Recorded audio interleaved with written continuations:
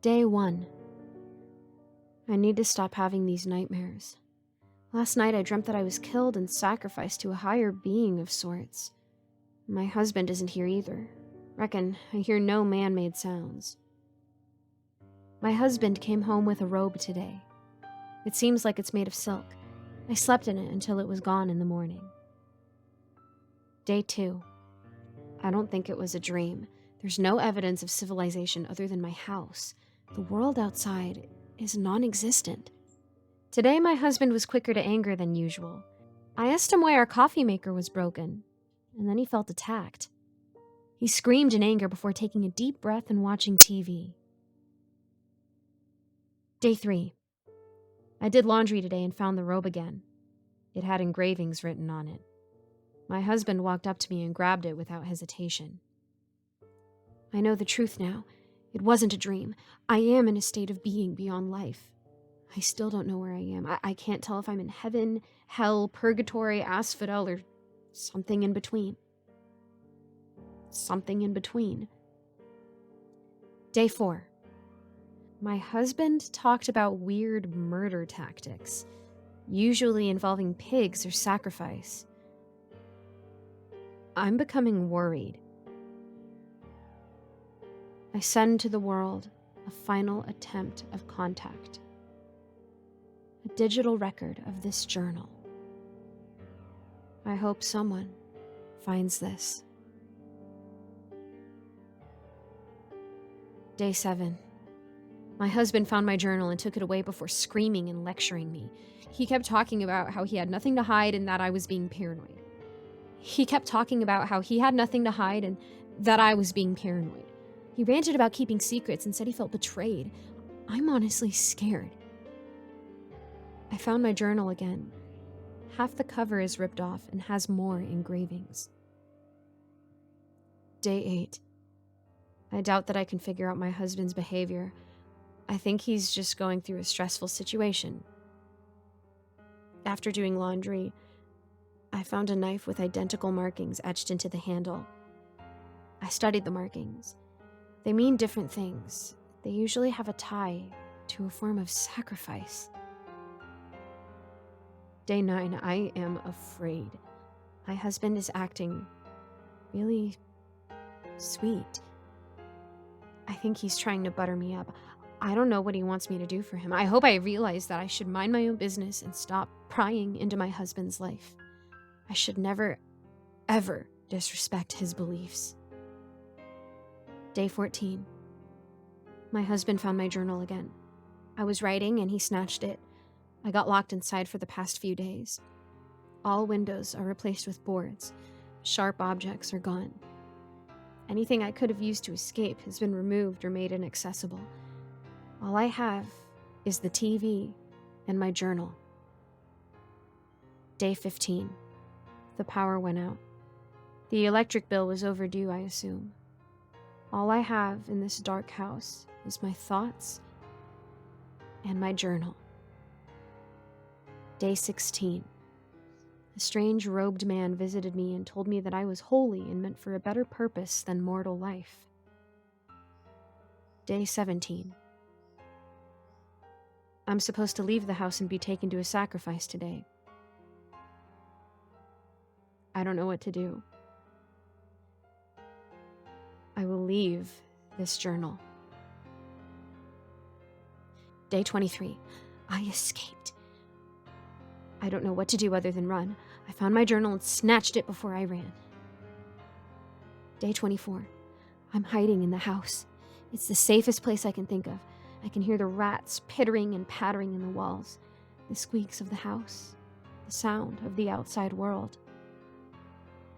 Day 25. I accidentally was spotted. They are now hunting for me. Luckily, I have crawl spaces in the walls to hide. Day 26. My crawl spaces worked. I was able to hide from the robed men. The house is now locked from the outside. Nobody will ever get it. I am getting very hungry, though. I may have to eat a rat to survive. Day 27. I can't take this anymore. The rat feces is awful, and I still hear people muttering. The roaches have found me. I'm covered in spider and roach bites. I've resorted to eating every roach and rat I find. Day 28. I have no contact with anyone else. I can hear them outside. They are trying to coax me out. Forcing my hand is not a good thing to do. I can't stand this stress and fear. Day 29. I am out of rats. I ate them into extinction. The roach numbers are dying too. Canned foods aren't safe to grab. They could spot me through the board cracks. They could barge in and take me away. I can't live like this anymore. Day 30. I give up. I have to surrender. I ate every roach, scrap of food, and rat in my house.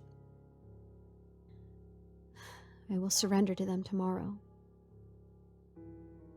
Day 31.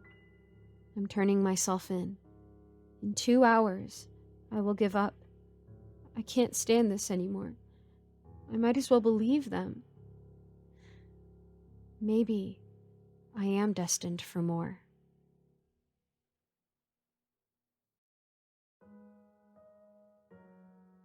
Gifts have never been my boyfriend's strong suit. We've been together for 4 years now, and each time my birthday rolls around, I have to spend copious amounts of time hinting at items I would like to have. Last year, for example, I kept showing him pictures of a particular necklace and even sent him an email link. Twice. Yet, despite my best efforts, he never caught on. So what does he get me then, you might ask? Well, nothing. I've never received a gift from my boyfriend. Not for my birthday, not for Christmas, not even for our anniversary.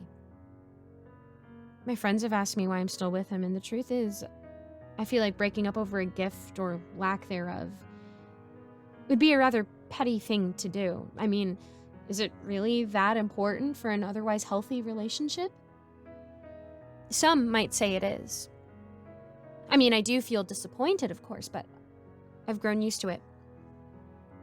I already know that for my next birthday and the birthday after that, my boyfriend will pat me on the back, wish me a good day at work, and go back to watching TV.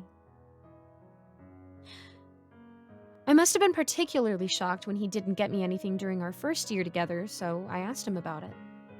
I thought that maybe he'd forgotten, but I couldn't understand how, considering I kept reminding him about it throughout the month.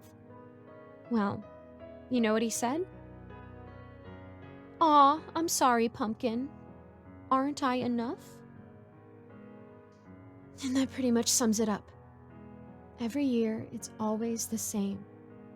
I mean, it's not like I expect him to buy me expensive perfumes or a car, but cake or a bar of chocolate would be nice. Perhaps I'm overreacting. 4 years is no small feat after all, and what's a single day in the grand scheme of things? However, I am becoming increasingly tense and irritable in the days leading up to my birthday. My boyfriend noticed this year. Yeah, when he discovered me crying in the bathroom. "What's wrong, Katie?" He asked, pulling me into a hug. I sobbed, not knowing how to bring the subject up again. I mean, at this stage, what was even the point? It wasn't like things were going to change. "I need a new coat," I sniveled. "There's this one I really want." He stared at me wide-eyed as I showed him a picture of it on my phone. "Well, why are you crying? Go out and get it." See, this is exactly the issue. My boyfriend doesn't believe in gifts. "I can't, Michael," I sobbed. "Why not? Don't you have money?" He looked astounded. How could he be so clueless?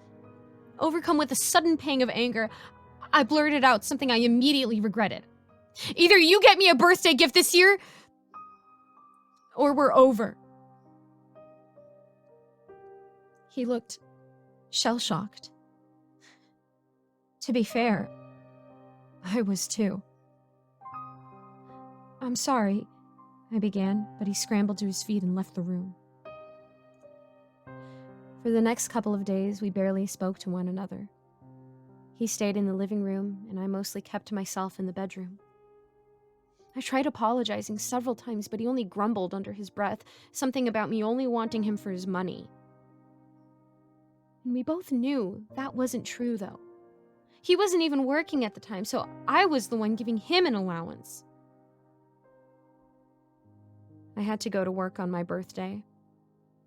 Most people would shudder at the thought, but I didn't mind it at all. See, it was the one place I knew I'd be appreciated and acknowledged with at least a small gift. My colleagues went all out this year, getting me a large cake and a gift card from my favorite boutique. I would have been ecstatic if it hadn't been for the nagging thought of returning home to nothing. However, when I let myself in through the front door that evening, I was immediately met with a vase of red roses, surrounded by glowing candles. A note sat on top of the flower bouquet. You've discovered your first clue. You decide on what to do. Take the plunge, the price was steep. Check the place on which you sleep. I stared at it, dumbfounded. Had he actually bought me a gift? I dashed into the bedroom, looking around wildly for the next piece of paper. I found it sitting on top of my pillow. You have found the second hint. Have you read the finer print? You will get there, keep the faith, check the place in which you bathe. What? The finer print? I giggled at the questionable rhyming. Still, this was a great improvement from the previous years. I didn't have to search long when I entered the bathroom. The note was in plain sight, stuck to the surface of the mirror. You have found the final clue. Please leave us a good review. We've been paid a fine deposit. Go ahead and check your closet. Wait, us? Had he hired a company to do this? I yanked the closet doors open. Inside hung the most beautiful rose-colored coat I'd ever seen. I grabbed it, pulling it off of its hanger in excitement and throwing it on. It was perfect. The shade complemented my complexion, and the suede material felt so soft on my skin. Michael! I called out, expecting him to emerge from the kitchen. I found it! But aside from the soft crackle of the candles, the apartment was silent. I picked my phone up from the floor where I'd left it and turned it on. One new notification. I jabbed at the screen, willing it to open the message faster. It was from Michael. Your order, #63820, has been completed.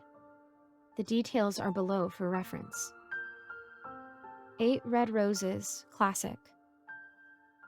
$30 USD. 6 scented candles, vanilla. $22 USD. 3 custom scavenger hunt clues, birthday.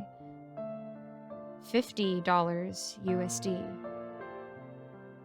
1 pink suede coat, Michael.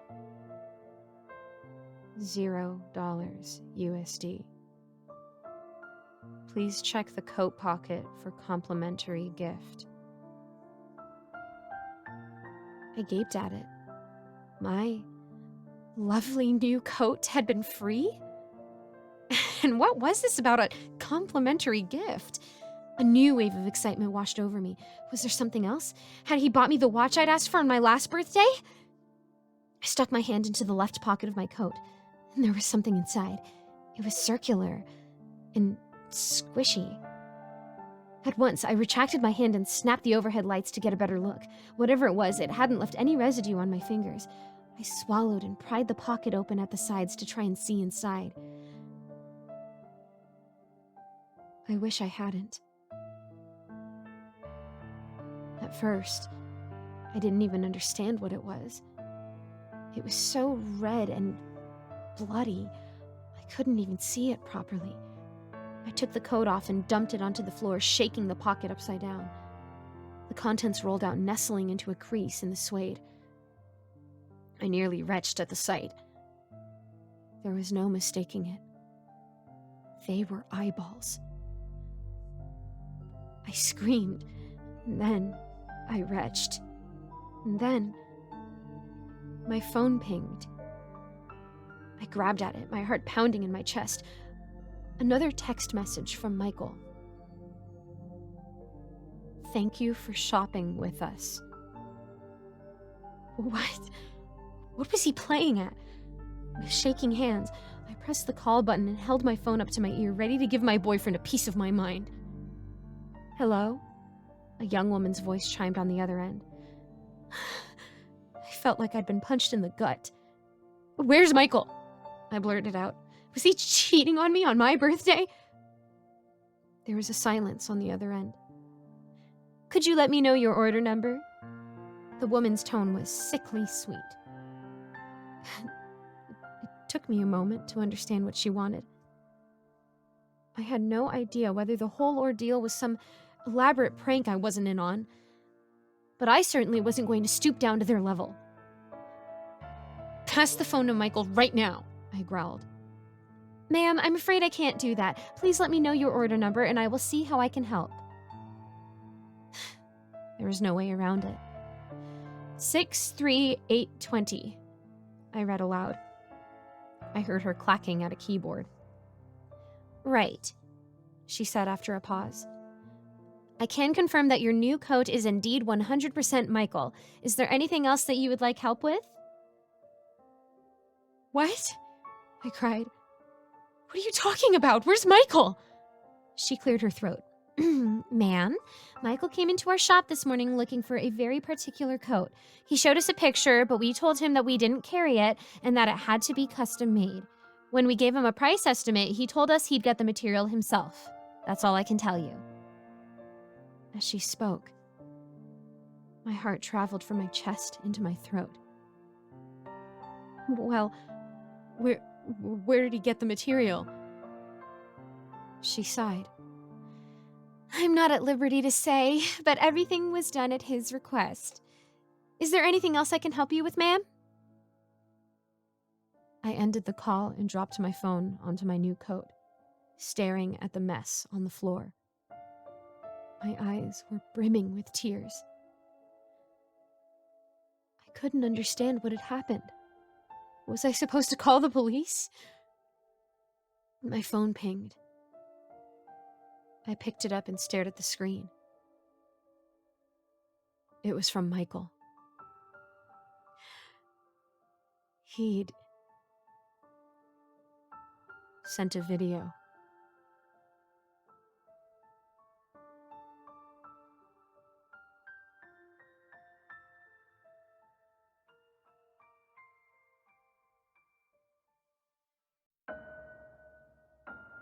I bought View to the West from a police auction for $30. Okay, fine, it was the starting price and there were no other bids. It is an oil painting, or so I assume, and the burnished bronze frame was included with it, and I figured the price was probably worth $30 in the frame alone. The painting itself is pretty enough that I figured at the time it would make a nice little piece to hang over the couch of our apartment and add a little maturity to the look of the one bedroom my boyfriend and I share. When I brought it home, my boyfriend was furious, accusing me of wasting money again because I knew that every penny was precious.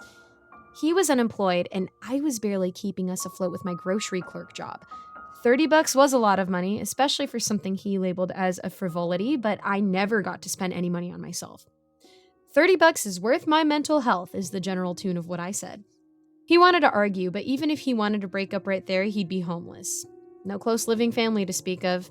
Besides, we were technically in love, and he couldn't leave me without putting some major thought into it. I wish I could tell you what the painting looks like, but I don't remember by now. I only remember the frame with its intricate little floral designs and details. It's heavy, like real bronze, and the painting itself is about 3 feet wide and 2 feet tall, plus a few inches for the frame. There's no signature on it, which pointed to something maybe mass manufactured, but the texture on the canvas, I'm trashy and touched it, shut up, made me think that it might be hand painted. I hung it up over the couch as planned, without the help of my boyfriend, who still stubbornly clung to the notion that it was a waste of money. He slept underneath it on the couch that night when I told him it was my money and I was allowed to spend it.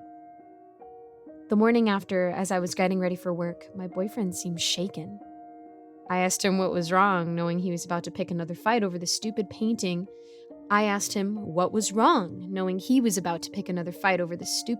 I bought at the auction. The painting, he said, was making him feel uneasy all night. There was something weird about it, and he said he wanted me to take it back to the auction to see if I could get my money back.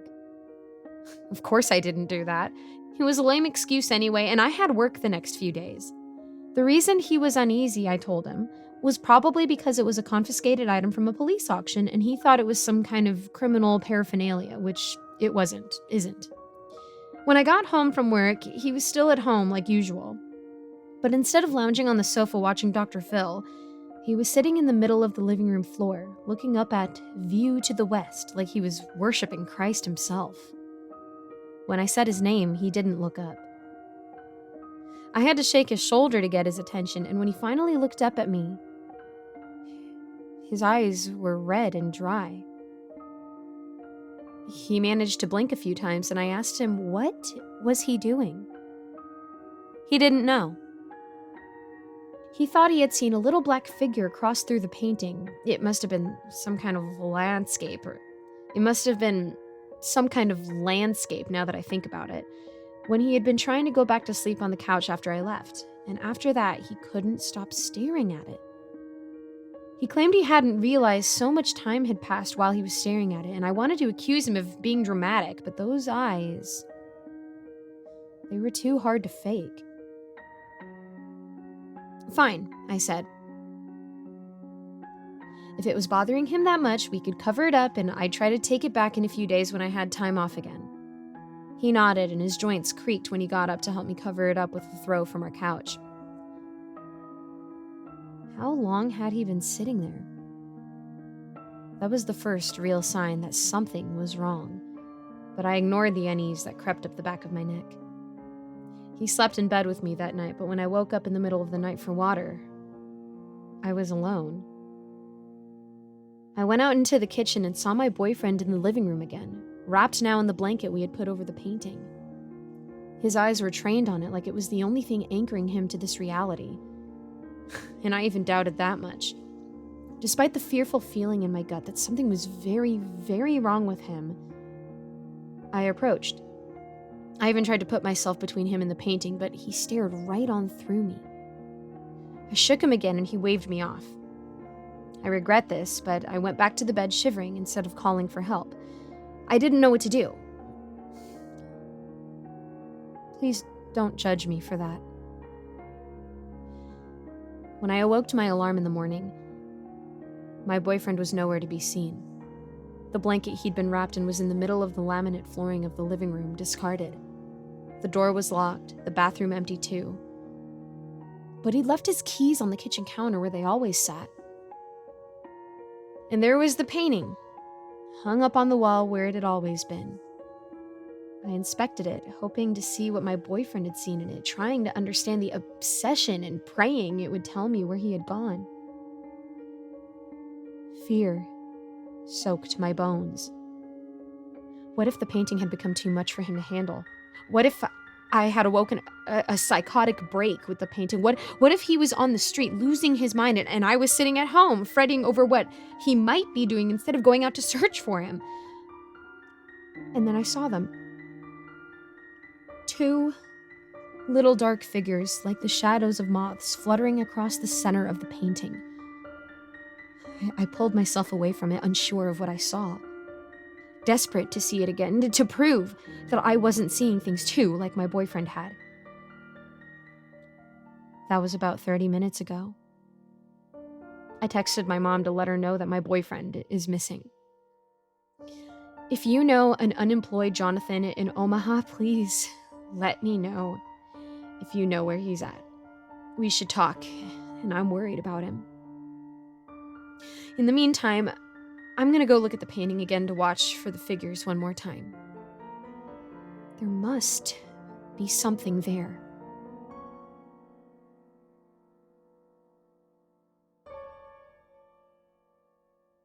Hello everyone, I'm Giggles, and thank you so much for listening to my narration. A quick shout out to all my patrons: Melissa Perez, Geek Sanctuary, Lawrence Wallen, Andrea Sanderson London, Eric Cifuentes, Krzysztof Kozak-Slazak, Jesse Hartley, and Icy Narrates. If you want to become a patron today, you can check out the link in my description below. And as always, thank you so much for your support. I'll see you in the next video. I was on my third glass of wine on a lonely Friday night when I ordered him. The website seemed fairly innocent. It gave off an old-timey matchmaker vibe when blind dates were coordinated by people rather than algorithms.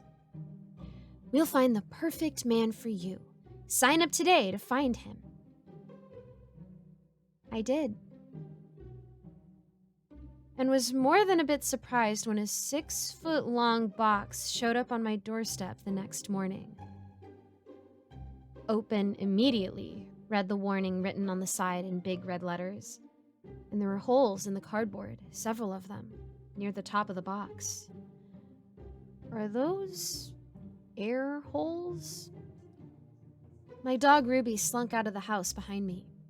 She began sniffing the box like mad, as if there was something very interesting inside. No, there's no way. I ripped open the box with a pounding heart and and burst out laughing. At the bottom of the box was one of those stupid grow a boyfriend gag gifts. You know the ones. You put a little plastic man in the water and it grows like several times its size. I'd seen them at my local CVS for Valentine's Day. I had been pranked. I picked up the thing. It was a little man about 6 inches tall with impressive biceps and pecs made of a spongy plastic material, all one color, a medium pink beige. Even his eyes were that color, which was a little creepy. Well, aren't you handsome? I put him next to my computer. The fact that I drunk bought a plastic boyfriend was actually pretty funny if you really thought about it. And a little sad.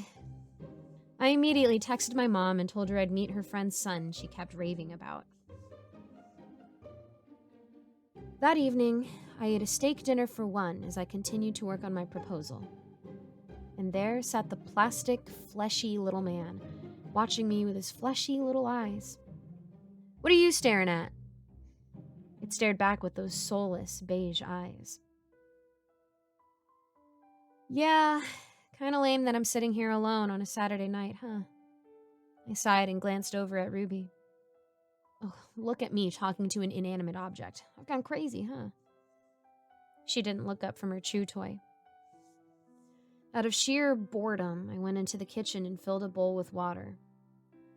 I took the little man out of his package and plopped him in. But even after a half hour had passed, he only grew about an inch taller. I guess you're a shower, not a grower, I said with a snort. But that night, before I went to bed, I forgot to pour the water out.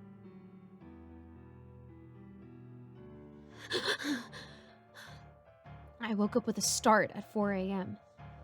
It only took me a few seconds to realize what woke me up.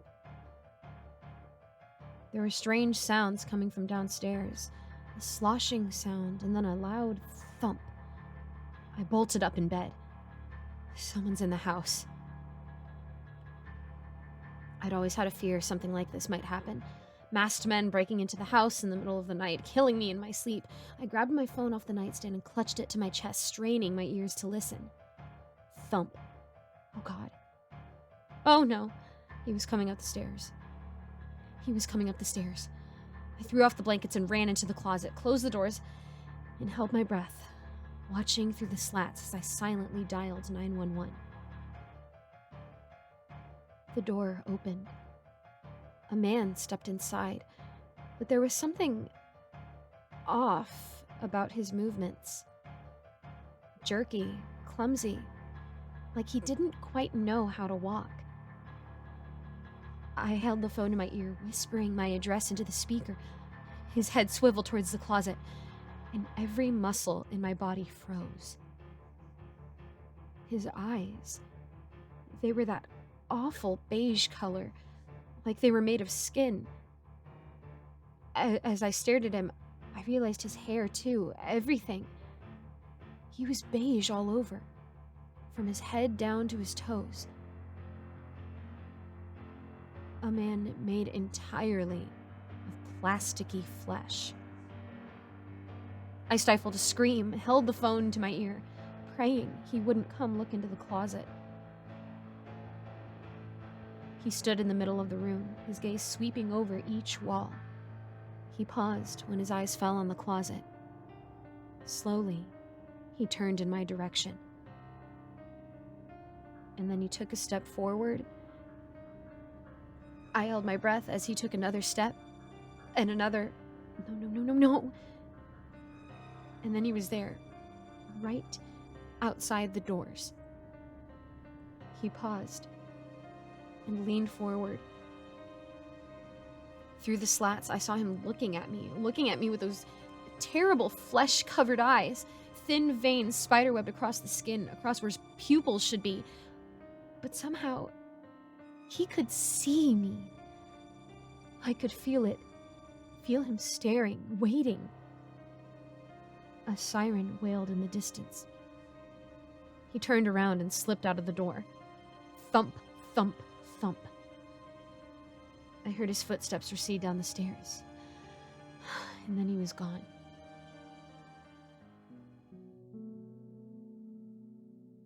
The police found no trace of the man I'd seen.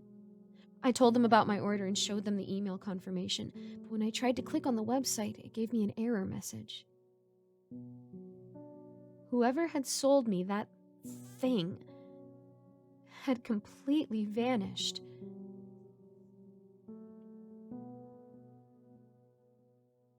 A few days went by, and I thought that was the end of it. I'd even convinced myself that it had been some sort of waking nightmare, and what I'd seen never even happened. But then I got another package. This one didn't have an address on it. Whoever dropped it off on my porch had hand-delivered it. And it was small, only about 6 inches long. With shaking hands, I reached down and picked it up. The smell hit me like a truck as I brought it up to my face. Slowly, I lifted the lid and peered inside. It was a heart. It looked like it had been torn out of a small animal. Dark liquid pooled at the corners of the container, and I fought the urge to vomit. Only then did I notice the trail of large footprints in the snow leading away from my porch.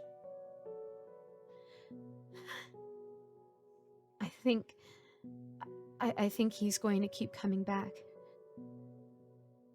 I think he likes me.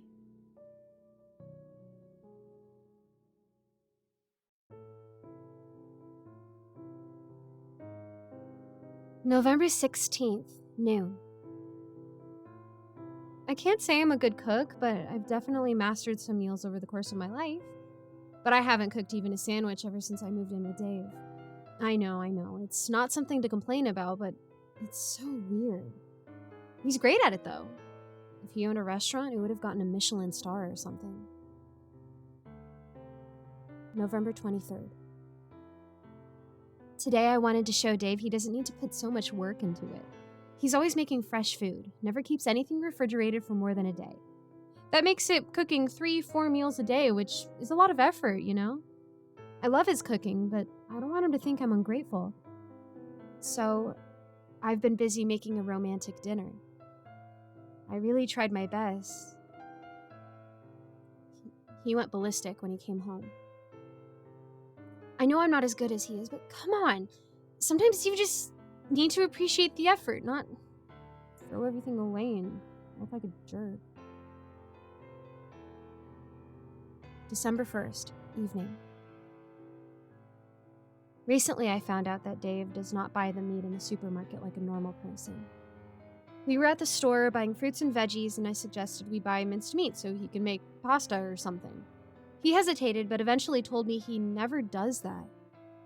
Where do you get it then? I wondered. Dave said he knows a couple of farmers who sell the meat to him. And I just thought, what in the world?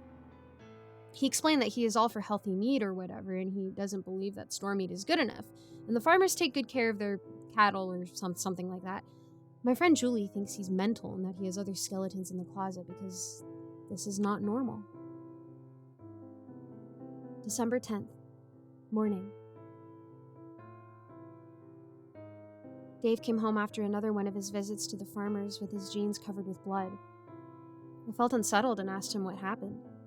He calmly put down the bag of fresh and oh so healthy meat and explained that he doesn't just buy the meat. He always wants to be sure that he gets the exact product he asked for so the farmers kill and gut them in front of him. I yelled at him that he's nuts. There's so much weirdness about this behavior.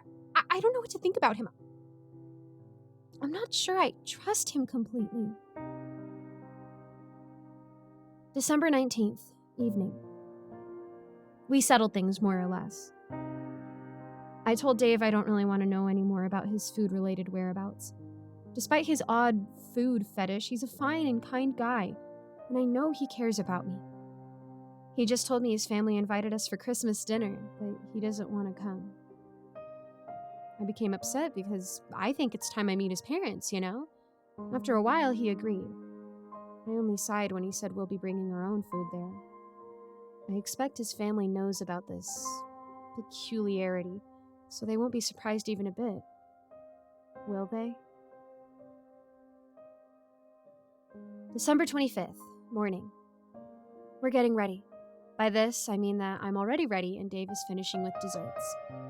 I don't understand why he has to go through so much trouble. Do his parents cook that bad? In fact, when I come to think of it, we've never eaten out in restaurants or cafes. Never outside his house. Never the food he hasn't cooked himself. Maybe I'll get the chance to ask his parents if he's always been like this. December 25th, evening. When we arrived at Dave's parents' house with our own food in the bag, he whispered that I'm not supposed to eat anything else. I patiently agreed. His parents seemed to be a nice, extremely rich, and elegant old couple, and soon enough I was ashamed of declining their meals time and time again. With some wine flowing in my system, I thought, oh, screw Dave and his weird rules. I don't want to be rude. So I picked a moment when he left to use the bathroom and, smiling, put some of their food onto my plate. Encouraged his parents. I also took some ham, probably the supermarket one, I thought to myself and giggled, and asked them how long Dave had these weird food habits. They looked at me sympathetically and nodded. It happened when he was still a teen, they said. All of a sudden, he started acting as though someone was trying to poison his food or something. Excuse me, sorry, I have had a lot of wine at this point. But if I recall correctly, they think it had something to do with the disappearance of their housemate. Maybe he thought she was doing it and then ran away. Maybe that's when his phobia started to progress. He then stopped eating together with his family and started cooking his own terrible meals. Well, I assured them that he is way better at it now. They insisted that I secretly take some of the food from their fridge home to have something else to eat for a change. December 26th, noon. As Dave left the house, I immediately rushed to the lasagna I'd been given yesterday. I'd been craving to eat something once my hangover started to pass, and now it was time. I waited impatiently for the microwave to ding, unpaused the movie I've been watching, and enjoyed my meal. Not for long, though. Soon enough, I stared at my plate in horror and disbelief, because there was a pinky. A human pinky. January 10th, morning. I went to the farmers together with Dave. I made sure that I witnessed the whole process of slaughtering. But you know what? Maybe I'll stop eating meat altogether. I haven't eaten any since that day after Christmas. That day, when Dave came home and found me vomiting in the bathroom, he just sighed. No, actually, he said one more thing. He made a guess that his parents' meat mincer must have failed again.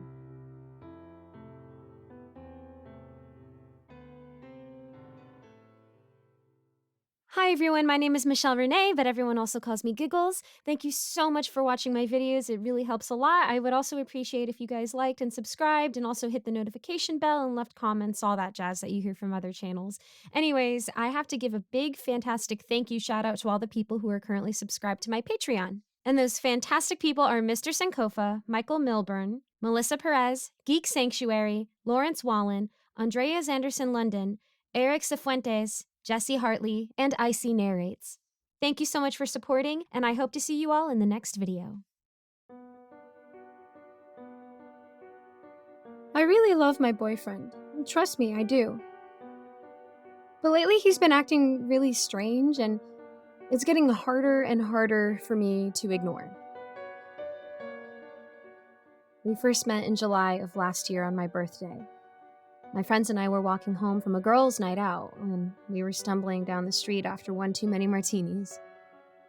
As if from thin air, I noticed an intensely focused guy running towards me at full speed, and before I knew it, the pavement was uprooted from under me and I fell on my back. He apologized immediately, claiming that he didn't see me at all and worrying about whether I was hurt. I had sobered up completely, and as silly as it sounds, I was starstruck by him. He was so beautiful and caring, to the point where my heart melted instantly, even though all my friends gave me the "be serious right now" moment look. And the moment I had hearts in my eyes. They were all irritated by the fact that this random guy knocks me over to the floor, as if he didn't even see me, and then starts to say sorry. Many of them have mentioned that they believe that he did it on purpose, but I don't know if I'm too infatuated with him to see this. He offered to buy me coffee the next day to say sorry, and he gave me a small smile, so I gave him my number before he ran off. The next day, we had the best time. We had so much in common, from music taste to movies and humor, so I was so surprised when he didn't call me for a week. I had started to spiral over a guy that I barely knew, and I know it sounds insane, but I couldn't eat or sleep the entire week. I have to admit that I do have an eating problem, but it's not so much about restrictive eating or anything like that. I just can't look at food when I eat. Ever since I was a young girl. I'm not sure if I have had some suppressed trauma or anything, but I hated looking at food while chewing it. I hated the texture of literally everything, even my favorite foods. The moment I opened my eyes while chewing, I would hurl immediately. This is where things started to get really screwed up. I didn't have the best relationship with my mother growing up due to her schizophrenia, which of course is not her fault, but she wasn't very patient with me. She figured the only way I would see the food I was eating was a privilege and not disgusting was to sneak raw meat onto my plate while I was blindfolded to show me what truly gut-wrenching textures felt like. This threw off my entire system of maintaining a healthy weight by eating whatever I wanted while blindfolded, as I felt extremely ill for months due to salmonella. I was 10 at the time and felt so betrayed by my mother and couldn't trust her to feed me, so I had to keep my eyes open for the next 2 years of my life while eating. But this only caused more problems, as I would vomit at least once after every meal. This links to my current situation, I promise, just bear with me. After that week, I was taking a walk around my neighborhood to clear my mind when I saw him talking to some guy on the side of the road. I was enraged. I thought to myself, how could this guy just cut me off completely after we had such a great time and after assuring me that he would call? Clearly, he was too busy loitering the streets to give me the time of day, so I marched right up to him and said, "Oh, you're really looking booked up these days." He seemed humiliated. Not that I had called him out, but more so that I had run into him, which pissed me off even more because I assumed that he thought he could get away with this and that he probably did this to loads of girls, like my friend mentioned. He ran to me and mentioned that he was actually just finishing up with an AA meeting and was talking to his mentor before I ran into him. I felt terrible. I could tell that he was telling the truth when he explained that he had only been sober for a month and he was going on a run the night that we met because he was trying to find ways to distract himself from his cravings.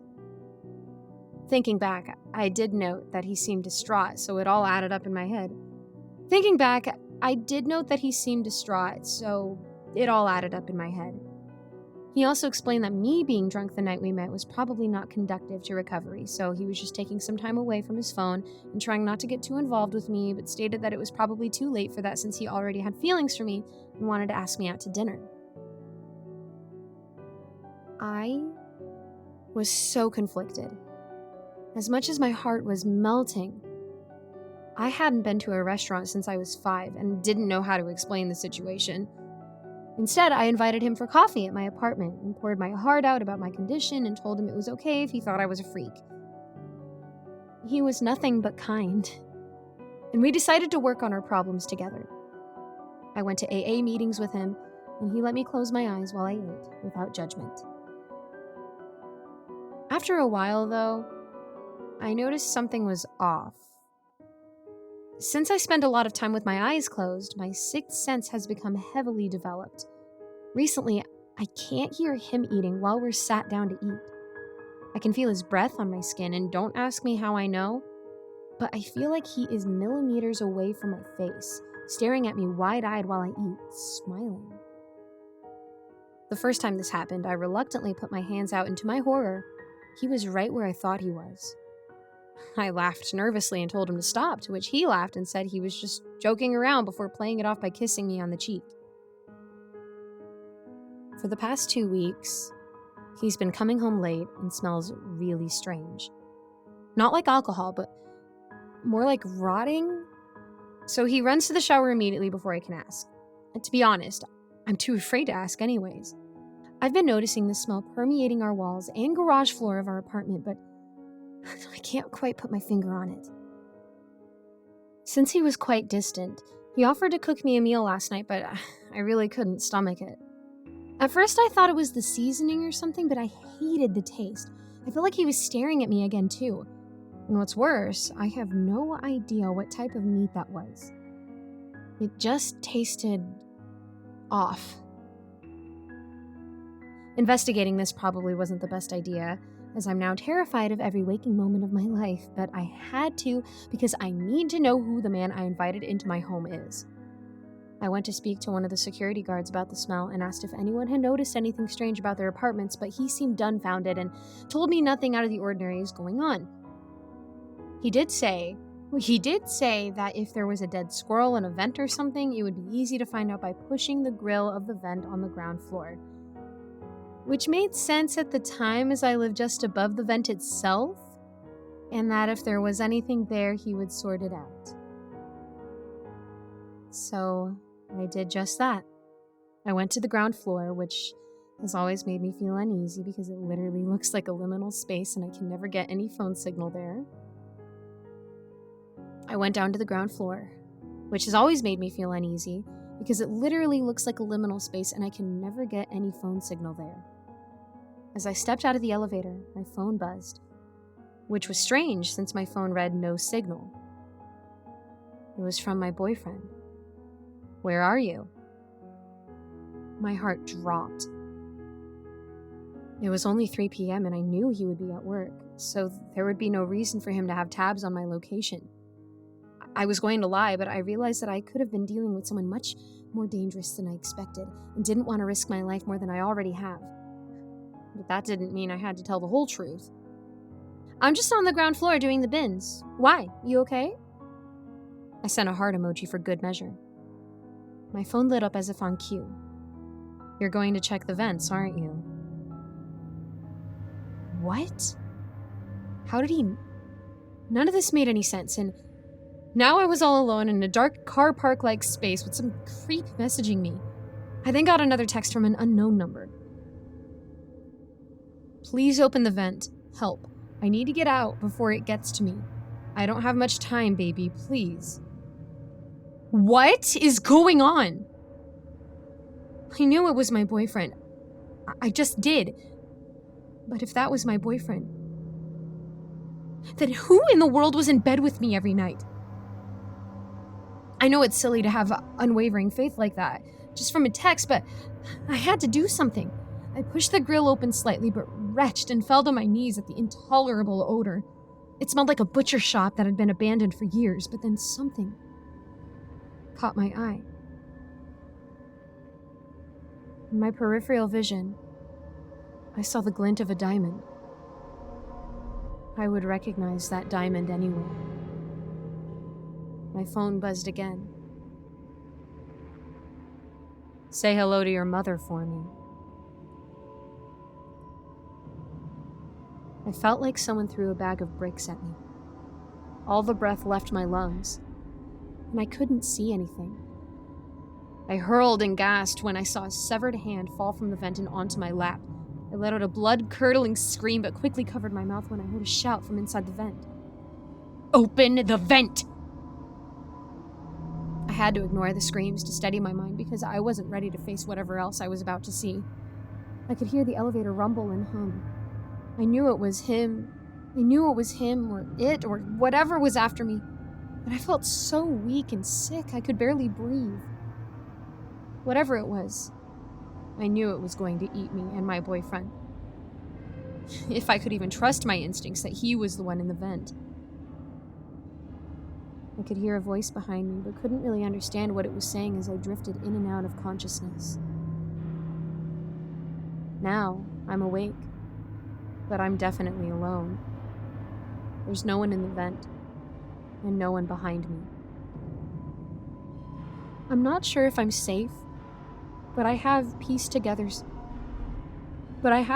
something together about that strange meal the other day. Only my mother's hand was left of her body.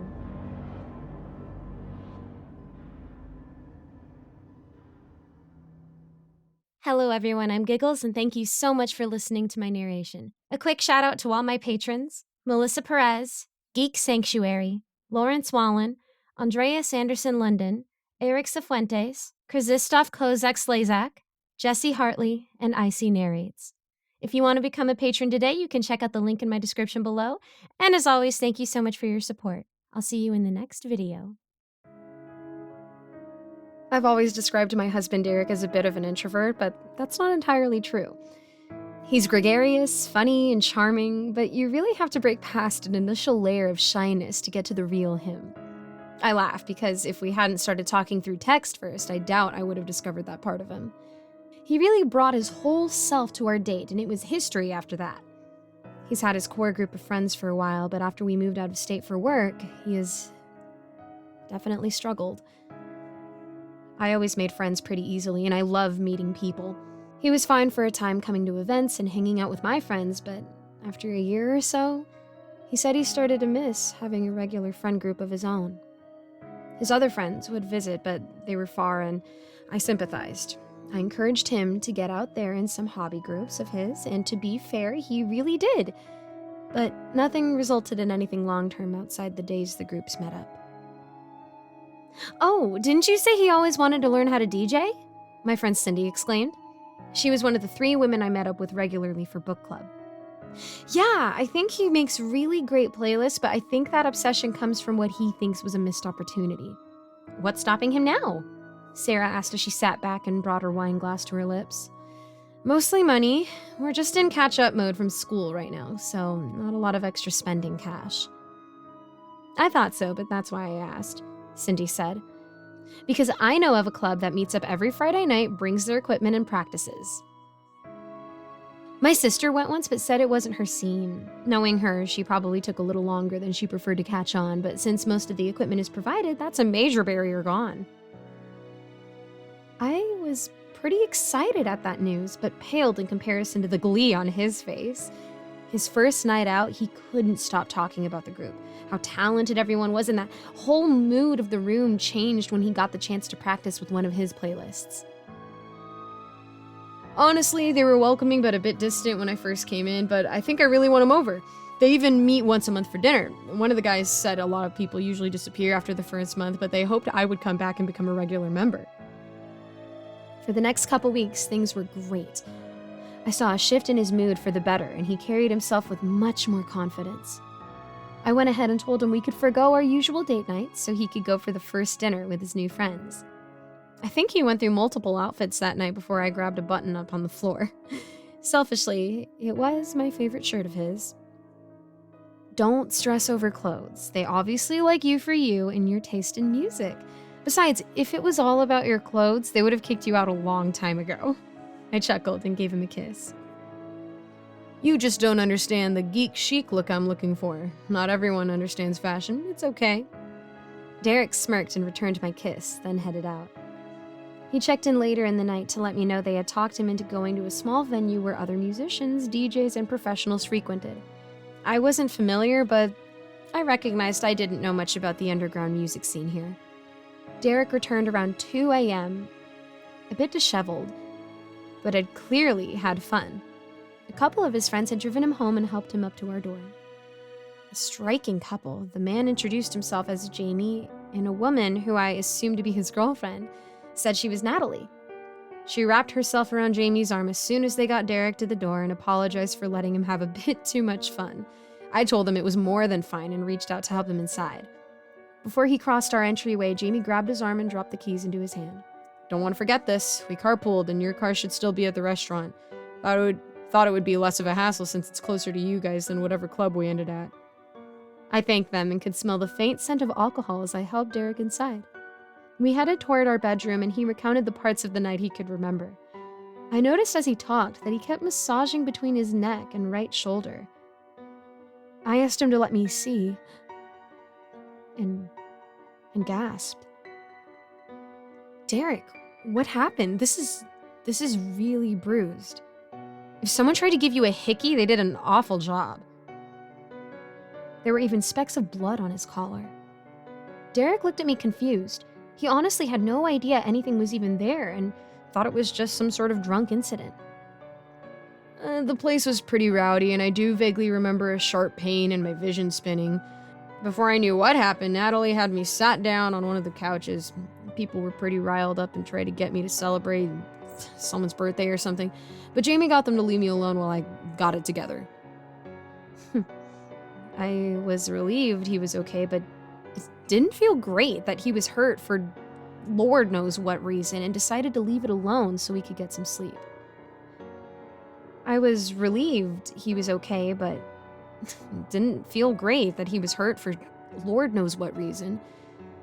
But I decided to leave it alone so we could get some sleep. The next few days were definitely odd, to say the least.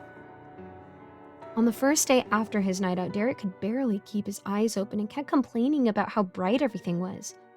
He was usually an all blinds fully open as much as possible kind of a guy, much to my despair. I thought it was also odd because it wasn't particularly bright out that morning, but I passed it off as a hangover. The second day, he had trouble staying awake during the day. Derek was never a morning person and always a bit of a night owl, but this sluggishness seemed extreme.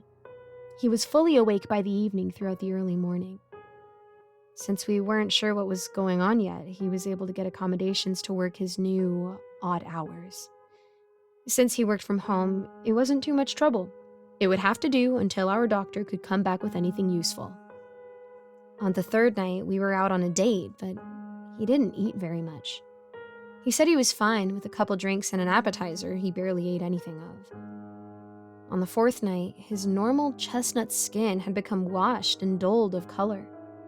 Even his usually bright brown eyes had lost some of their luster, but were simultaneously sharper, more focused. It was like he watched where you were headed instead of where you currently were.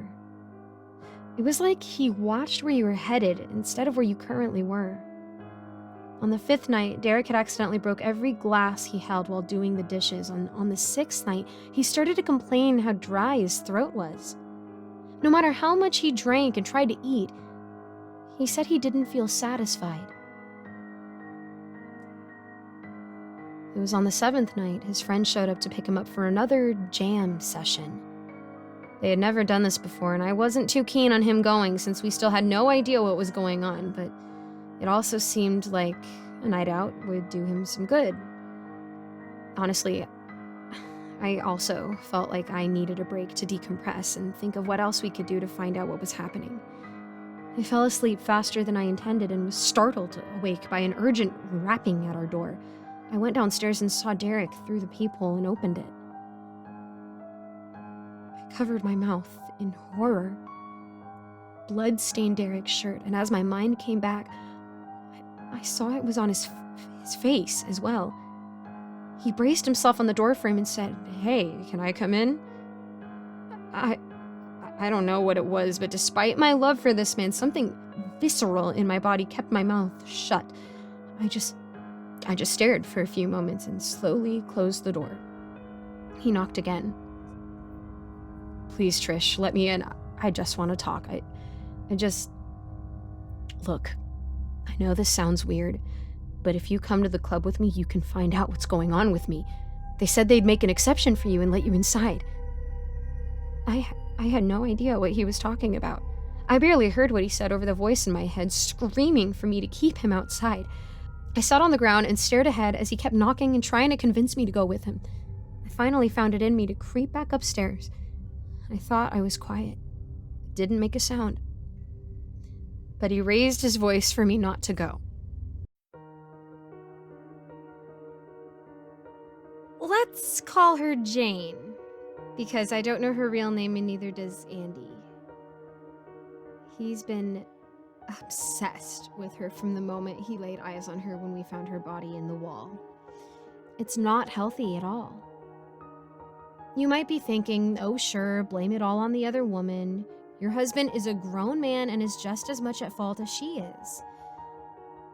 Typically, I'd agree with you. Typically, I'd say that I didn't want to be in a relationship with someone that isn't interested in me anyways, but I believe that something is very different with our current situation. I think my husband is in danger.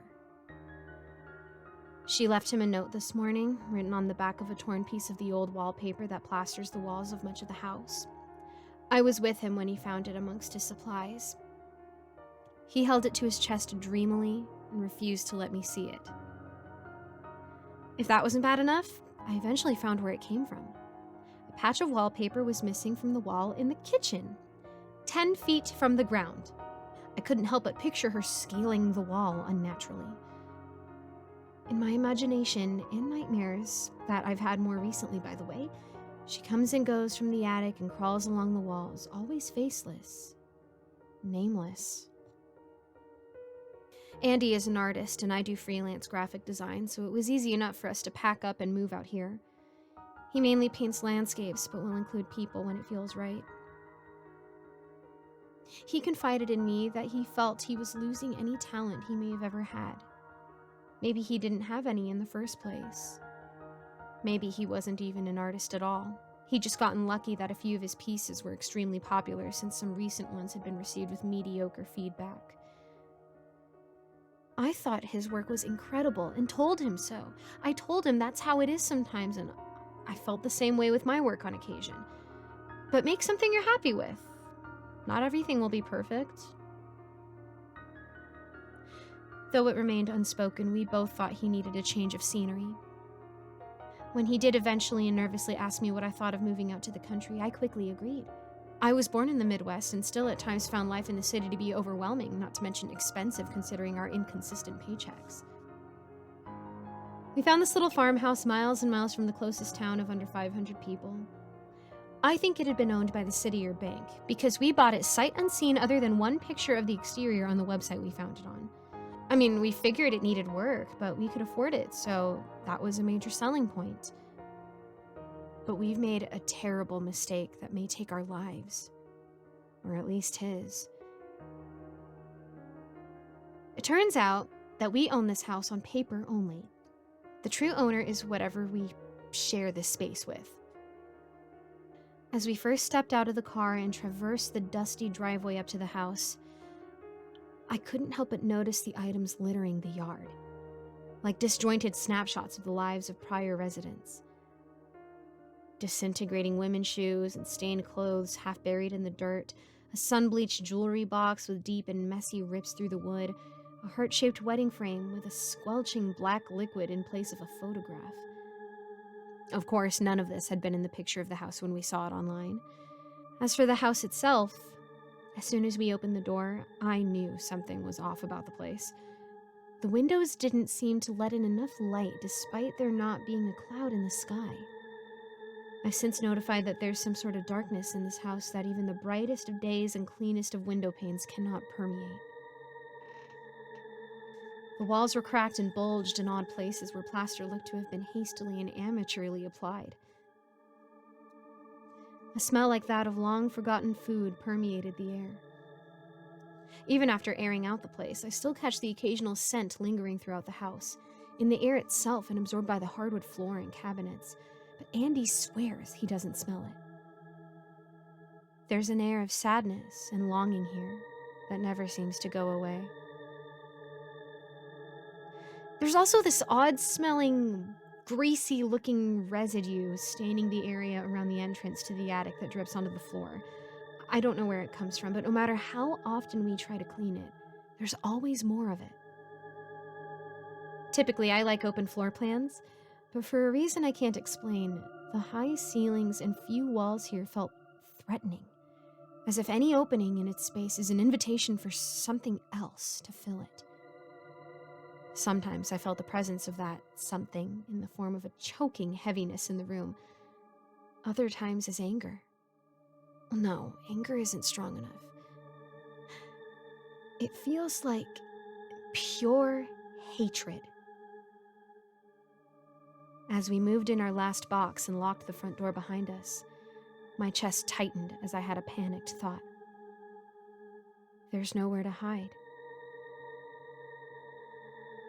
I still get that feeling sometimes.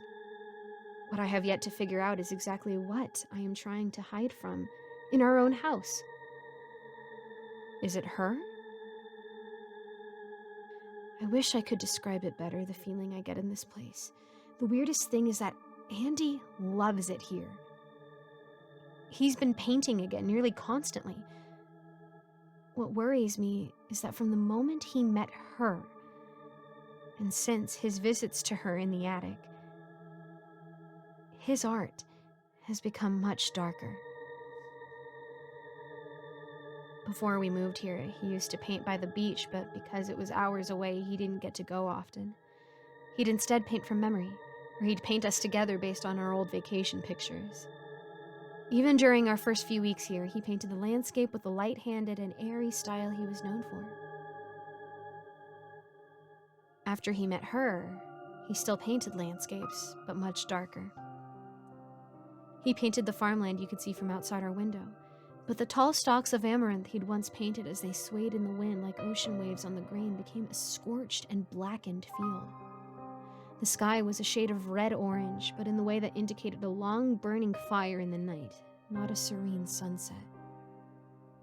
Instead of people, he painted long things with strange bodies and heads that rose above the blackened stalks, twisted and curving in ways that no neck ever should. I'd gone into town a few times, but the people there were not friendly at all. Not at all like I remembered people in the place I'd grown up in. Although, to be fair, they were typically friendly until they found out where we lived. They weren't even rude. More so, the way they treated us reminded me of how my parents treated an injured bird I'd found as a child. They told me not to name it, not to get too attached, because they knew the poor thing wasn't going to make it and didn't want me to get my heart broken. As bad as things are during the day, the nights are always worse. Not only is each night an ordeal inside the house, but I don't go out if it means I'd be coming or going after the sun sets. One glance at the fuzzy nighttime footage of the thing that spends the daylight hours under the rusted Ford Bronco in the yard was enough to make me regret us ever installing that video doorbell. The house was creepy when we moved in, yes, but it all went downhill after we tried to renovate the place. We'd started with removing the haphazard patches of plaster on the walls so we could replace them with the actual drywall, since those were the biggest eyesore. And that's when we met Jane.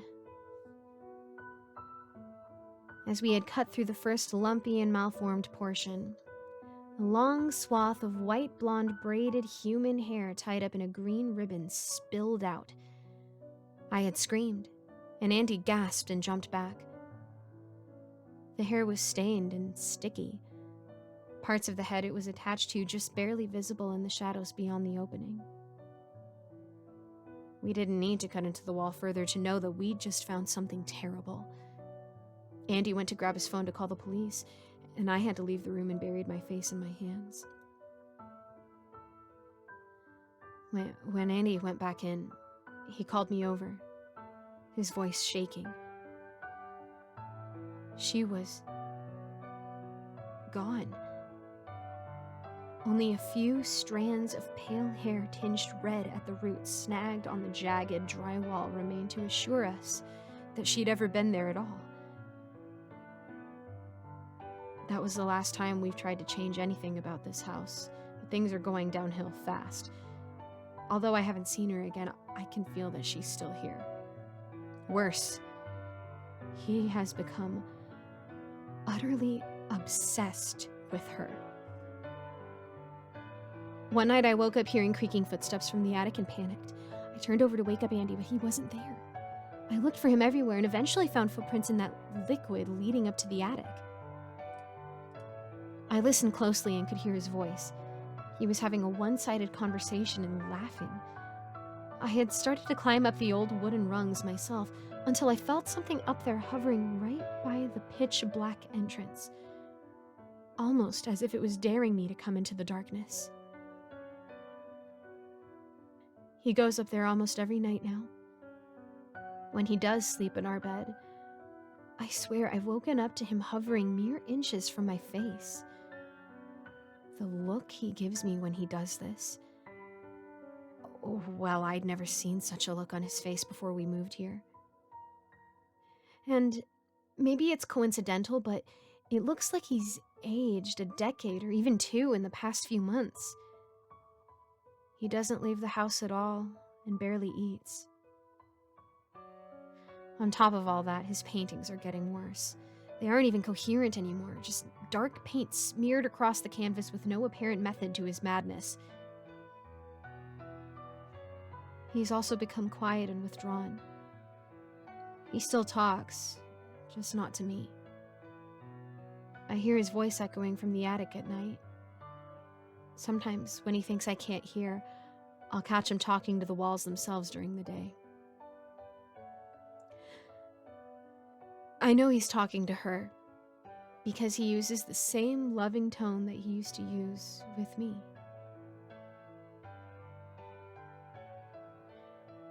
Some of my things have disappeared too.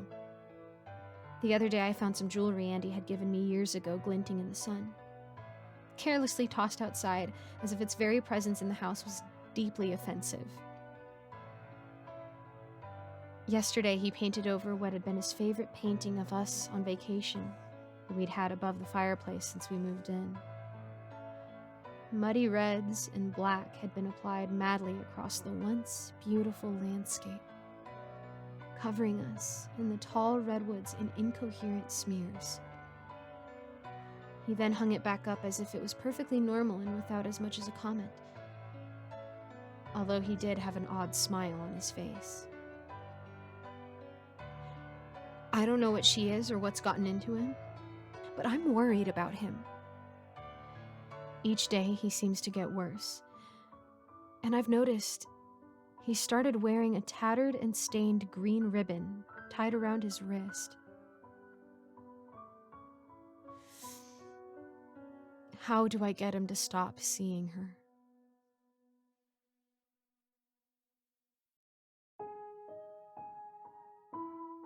The title says it all. Before I explain, just know that I understand you're going to judge me and I'm really not here for it. I know that I'm a jerk. I know that what I did was wrong, believe me, so I'm not posting here to be chastised by a bunch of holier-than-thou internet folks who've never done anything wrong in their lives. No. I'm here because I'm freaking out, and I need advice ASAP in what may genuinely be a situation of life or death. First off, I loved my husband. I did. I can practically hear you all scoffing as you hear this, but regardless of what you think about what I did, it's how I feel. My infidelity had nothing to do with him, and everything to do with my own selfishness. I missed that excitement I felt in the early days of our relationship. I want to preface this by saying Aaron, that's what we'll call him, had always been an absolute sweetheart, and even after my colossal mistake, I was still convinced that he was my soulmate. That is what makes the present dilemma as difficult as it is, why my mind has been twisting itself into knots like a snake, trying to determine what I need to do. I know in my heart of hearts that Aaron would never hurt me, could never hurt me. He's always handled me with so delicate a hand, you'd think I was breakable, and I could barely recall even an argument in which his voice had raised, and yet I can't shake the fear that the love of my life might be planning to kill me. Things had grown distant between Aaron and I in the previous few months. His work at a cybersecurity firm had been swallowing up much of his time, and what little I did get with him was often relegated to eating or sleeping, despite his best attempts. One thing led to another, and I let myself get a bit too close with Brandon, an old friend from college who I'd been casually corresponding with on Facebook for a while. He'd been making his advances less and less subtle. What started as mildly flirty texts, scratching that itch for excitement I'd felt like I'd lost with Aaron, quickly became less fulfilling until it escalated into pictures, and those pictures intensifying into videos and promises, which soon led to action. It seemed like before I could really get a handle on what exactly I was doing, I was engaged in a full-fledged affair right under Aaron's nose. I meant to end things. Truly, I did. I spent the night after my first secret meeting with Brandon just racked with guilt. Every kiss on the forehead or kind word from Aaron made thorny vines of regret squeeze tighter around my heart. I wish I could say that was the end of it. Dear God, I know I'm an awful person. I know I should have taken it as a sign to stop. However, if anything, I did the opposite. Instead, I dulled the pain of my own betrayal with the momentary pleasure that those secret moments offered, the wrongness of it all only adding to the intrigue. It wasn't until a month later, this week to be exact, that it all came to an abrupt end. As much as I regret to admit it, through no choice of my own. And now, my husband is downstairs, cooking us dinner, singing cheerily to himself. The heavy aroma of meat being cooked wafts up the stairs, sweet and savory, and I've never been more terrified of what might become of me.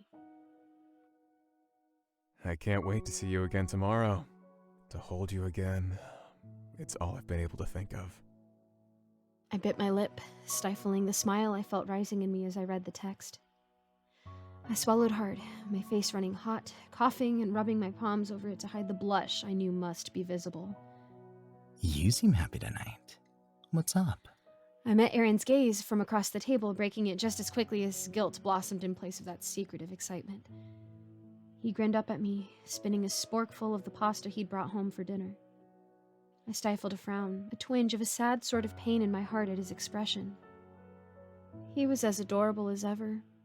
Big brown eyes looking back at me with that childish sort of adoration he'd always had with me.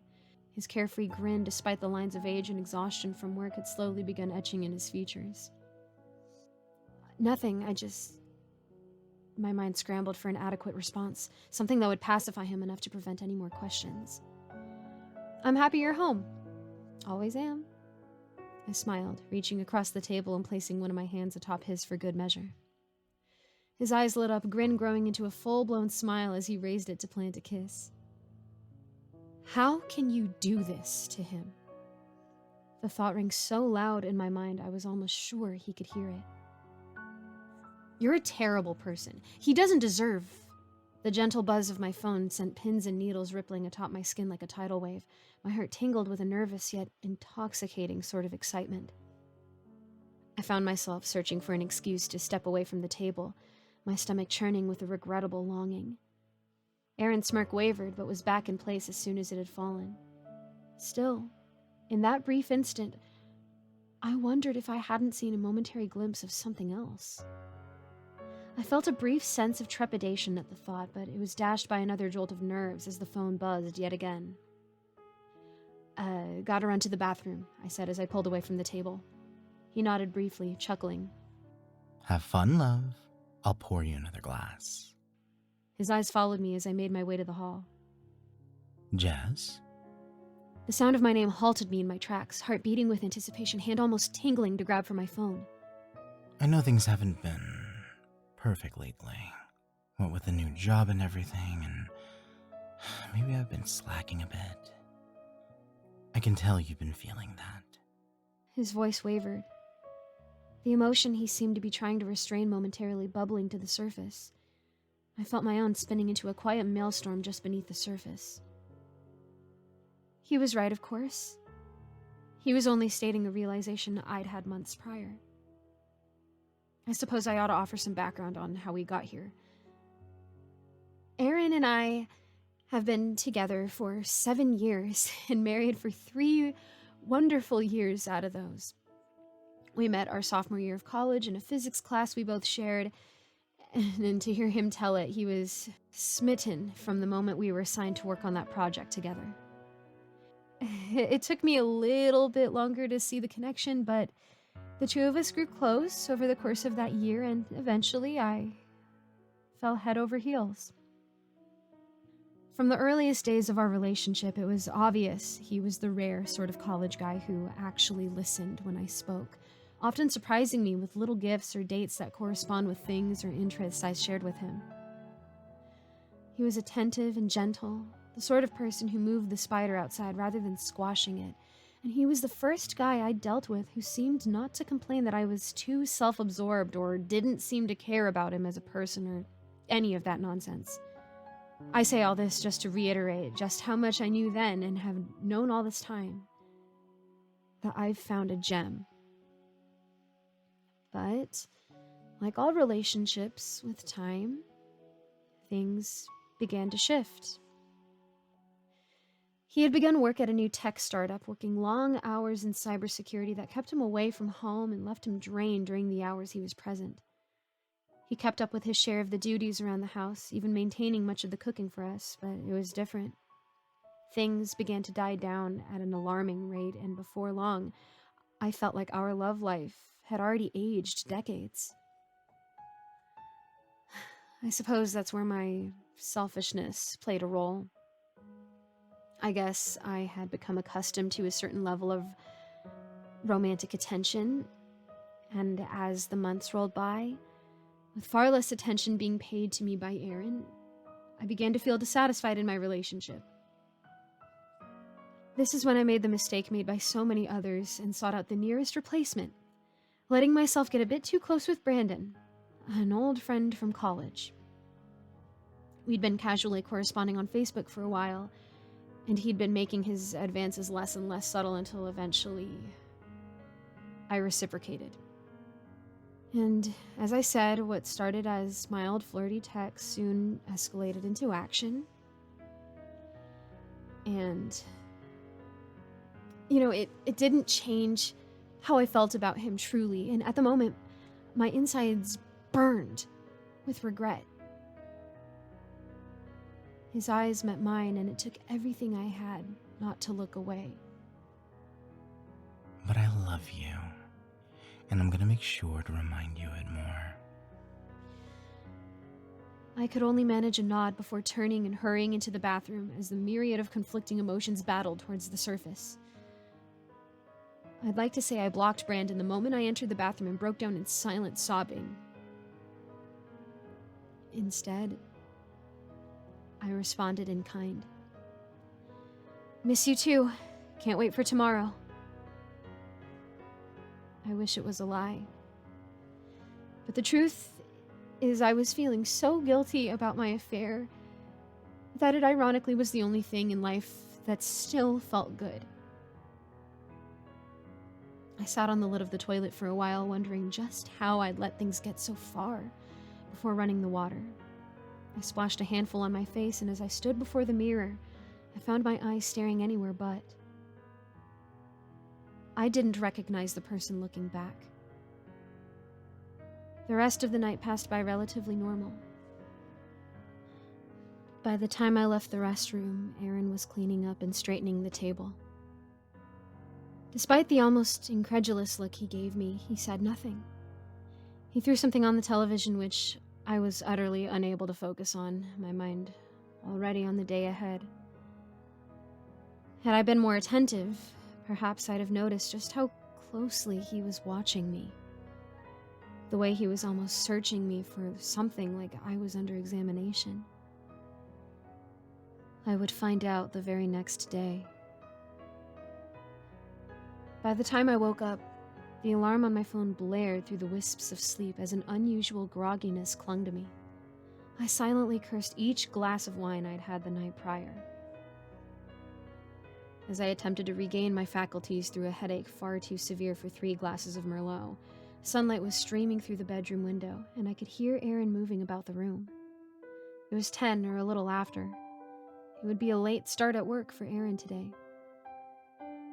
He had told me that things at work would be easing up soon, and that due to their hard work in the months prior, they were allowed to come in a few hours later.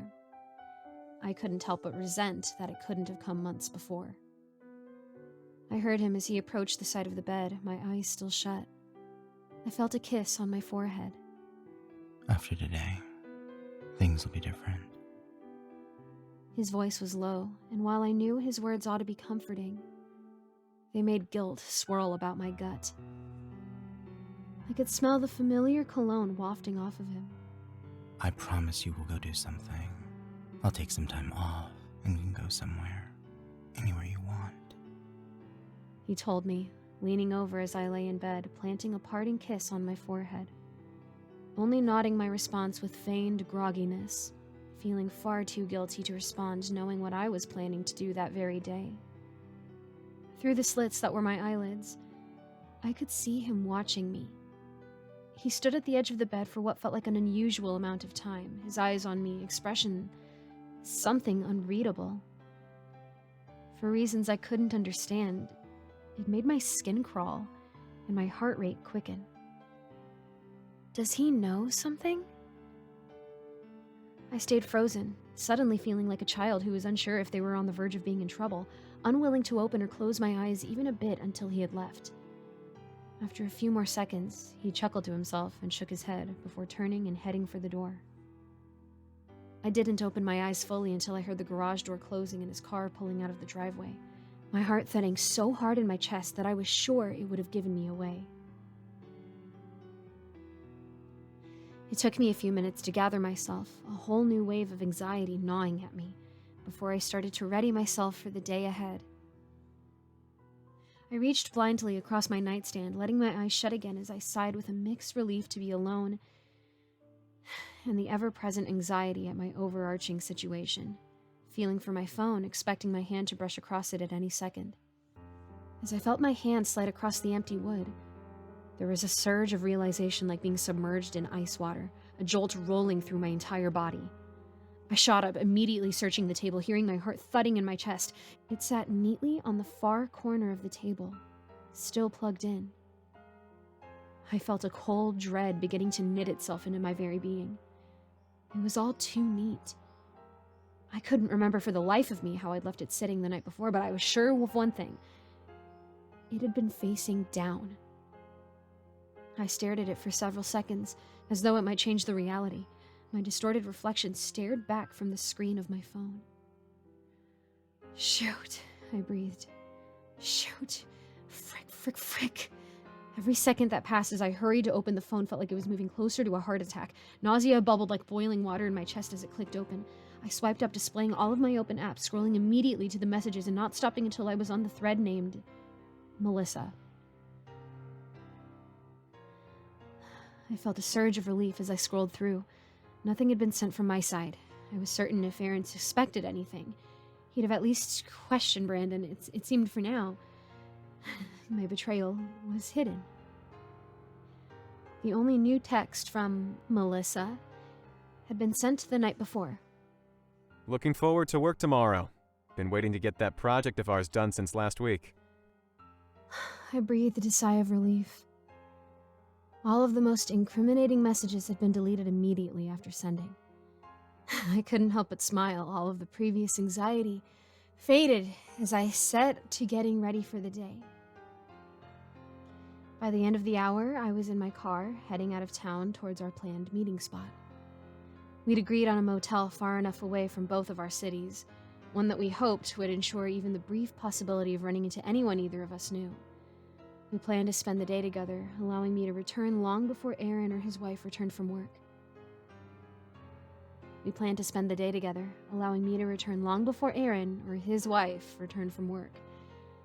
Hopefully, raising no suspicion. The ride there was one of peaks and valleys, almost overwhelming excitement making me jittery. Believe me, there was doubt. Heck, there was even several moments stuck at red lights in which I nearly felt myself turning the car around. I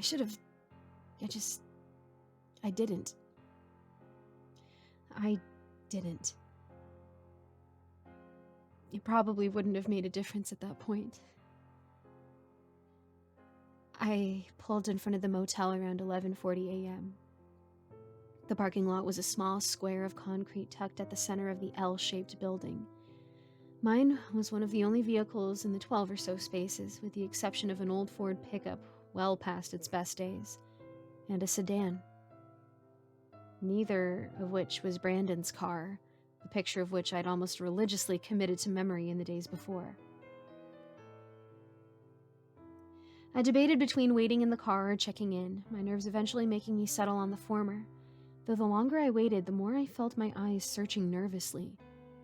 After sending a few texts, none of which received responses, I felt my nerves reaching a boiling point. I knew that I was far enough away that no one I knew should see me, but the thought alone made my stomach flip. After several minutes of internal debate, I quickly gathered myself and hurried into the building. The lobby was empty, a small room with puke-green walls illuminated by garish fluorescent lighting. A single man sat behind the desk, short and slightly balding, not even bothering to glance in my direction as he watched whatever show was blaring from the screen of his phone. After an awkward few moments, I cleared my throat, prompting an uninterested stare. We have a reservation under Billy Tucker," I spoke, trying to sound confident as I offered the fake name Brandon had given. The man cleared his throat, a loud, obnoxious sound, sucking his teeth as he glanced over at the wall full of keys to the side of him. After a moment, he responded. "That room's already been checked in." I frowned, feeling a stir of confusion that only worsened my anxiety. When? I'd seen no sight of Brandon's car. Had he taken an Uber? It felt strange that I wouldn't have seen him. The man flipped his phone, seemingly moving on to texting as a method of trying to ignore me. Perhaps he just wanted to get there early to surprise me. I smiled a bit at that. Given the romantic nature of his messages, I certainly wouldn't put it past him to try and doll up the room a bit, doing his part to make the most out of a dreary motel room. Still, it was a bit past 10:30 a.m. He should have been here almost a half hour ago, and if there was one thing I'd come to learn about Brandon, it was his punctuality. He came a few hours ago. Maybe 6, maybe 7. Checked into the room and left a few hours later. He cut me off, finishing whatever message he was sending as he slipped his phone away. He looked me up and down, snorting loudly for a moment as if to clear his throat. Seemed real eager for your arrival, Missy. Giving little attempt at tact before grunting with and adding, "Can't imagine why." My eyes squinted, face twisting into an expression that, if looks could kill, would surely have struck him dead. My mind spun for a moment as I considered the variables. For one, it made little sense that Brandon would arrive so early. For another, he had my number. Why not respond to the string of texts I'd sent since I arrived? I swallowed hard. All of my excitement for the day was quickly fading, leaving only a burning sense of anxiety. I felt like a child again, with a lingering sense that I just may be in trouble. Had his wife caught him? The thought was like a bucket of ice water over any passion still smoldering in me. If she did she know who I was?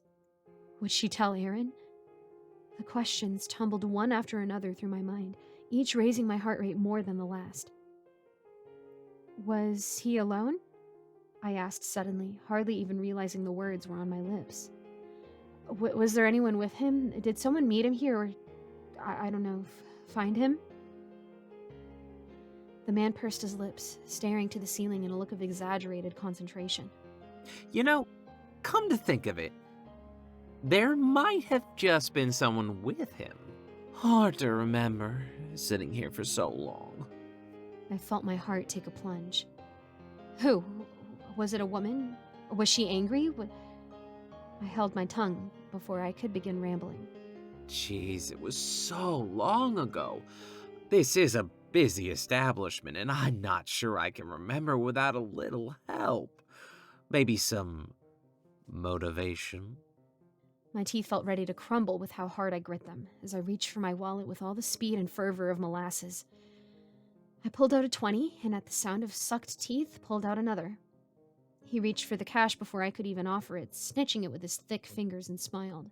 Yep, I remember now. There was a guy, dark hair, maybe late 20s, early 30s. He pulled in a little bit after your trucker fellow. Gave the name and the room number, so I gave him a key. Gave me a 50 just to text him when you got here. I felt my heart pounding, a series of conflicting emotions and rising questions fighting for supremacy in my mind. He paid you you gave him a key? Who was it? Did you get a name? He appeared indignant at the clearly accusatory tone of my question. No, I didn't. I don't get into the business of what you people do in my rooms, and I'm definitely not asking no two men about what they're getting into. What do you take me for? He stood and walked over to the wall, grabbing a key. Here. You've got the room until 8. He huffed, turning his chair to the side as he returned to whatever he'd been watching on the phone before. I stood for a moment, staring between the man and the keys on the table, before deciding I'd get no further with him and snatched them up while I muttered, douche. As I stepped out of the lobby and back outside, the shift from anger to mild, uneasy panic was immediate. I felt my breath grow uneven as I began making my way towards the room. A quick scan of the parking lot still showed no signs of him. My head spun. The most likely conclusion I could think of, or most prominent at least, was that he'd been found out by his wife. I couldn't explain what the man at the front desk had told me if he was being honest. And for $40, I hoped he was. Brandon had been here and was followed into the room by a man who knew the name and number to ask for. I racked my mind for who would be following him like that. Maybe his wife hired a PI, a relative, perhaps? None of it felt right. I couldn't see any reason for someone to follow him into the room. I arrived outside the door, my mind still turning over the sparse details offered. I pushed it open, partly hoping to be greeted with his voice, but it was empty. Well, not empty. I quickly made my way to the bedside, my eyes locked immediately on the note sitting on the side of the bed. I picked it up, my eyes running along the sides laced with decorative depictions of flowers. Dear Jesse, if you've listened to my instructions, you're reading this on the way home, hours after we've already met. I'm not much for love notes, as you can probably tell, but I sometimes find expressing things face-to-face even harder, so I wrote this beforehand to make sure you've heard/read it at some point tonight. The time we've spent talking has been the happiest I've felt in years. You remind me that there's more to all of this than the daily slog.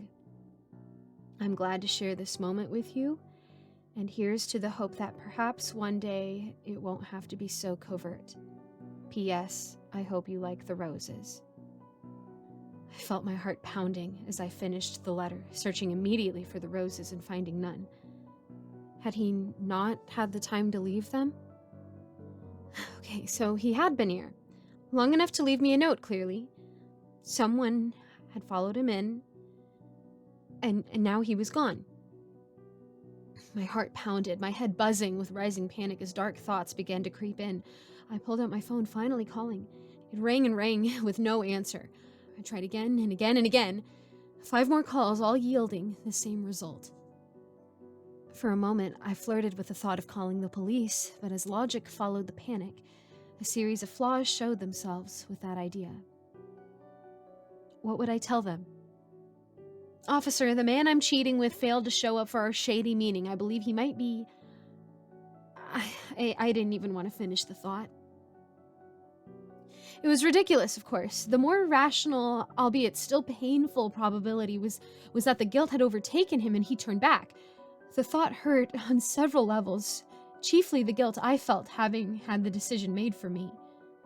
But still, none of it explained what the man at the front desk had said. There had been another man to ask for a key and who'd paid him $50 to know when I'd arrived. Someone had followed him in here. With that emerged the darker possibility that even if something had happened to him, I couldn't openly report it. Getting tied into an investigation would inevitably expose what we were involved in.